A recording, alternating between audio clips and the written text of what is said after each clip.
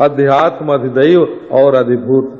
ये तीनों की स्थिति ये है कि एक के बिना दूसरा कोई नहीं रह सकता। यदि मन ही न हो, समझ लो आदमी के इंद्रियां न हो, मन न हो, तो ये अधिभूत कहाँ से मालूम पड़ेगा और अधिदैव कहाँ रहेंगे। और यदि सूर्यादि रूप अधिदैव न हो तो हमारी इंद्रियां क्या काम करेंगी। और यदि अधिभूत ये रूप आदि न होए तो हमारी इंद्रियां और देवता लोग क्या करेंगे। इसलिए एकमेक तरा भावे यदा नोपलभामहे तृतयन तत्र जो वेद स आत्मा स्वाश्रयाश्रय। ये तीनों तो सापेक्ष हैं।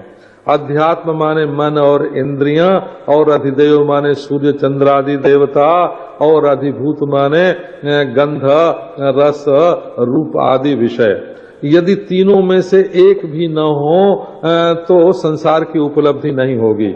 लेकिन इन तीनों के तीन पने को जो जानने वाला है और जो अपने स्वरूप में ही बैठा हुआ है, उस स्वाश्रय आश्रय को परमात्मा के नाम से वर्णन करते हैं।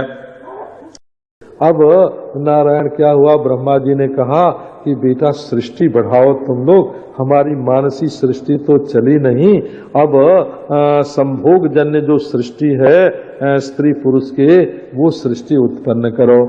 मनु जी ने कहा कि पिताजी सृष्टि तो हम बनावेंगे, लेकिन सृष्टि बनाने में रहने की जगह भी तो चाहिए ना। तो हम प्रजा उत्पन्न करके और उनको बसावेंगे कहाँ, पहले स्थान चाहिए जहाँ प्रजा रहे।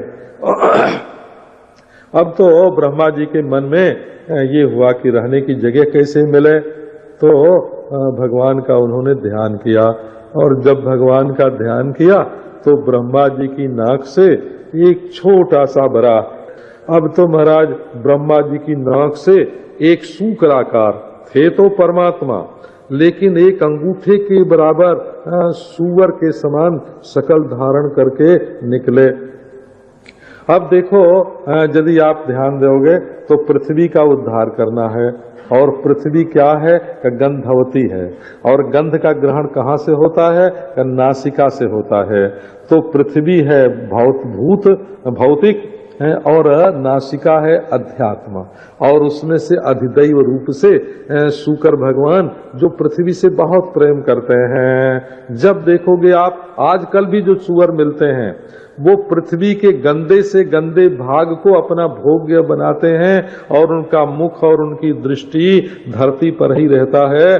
धरती के प्रेमी के रूप में भगवान ने, बड़ा प्रेमी हैं पृथ्वी के, अंत में पृथ्वी से विवाह भी हुआ और सारी सृष्टि भी उनकी हुई, वो सब वर्णन बराह पुराण में आता है।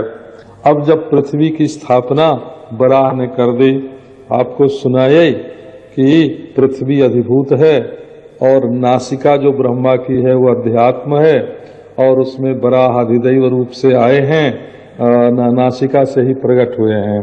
और पृथ्वी की रक्षा दीक्षा करना उनका उद्देश्य है, इसलिए पृथ्वी के प्रेमी बराह के रूप में ही आकृति बराह के लिए, लेकिन हैं वो साक्षात यज्ञ रूप क्रिया शक्ति प्रधान।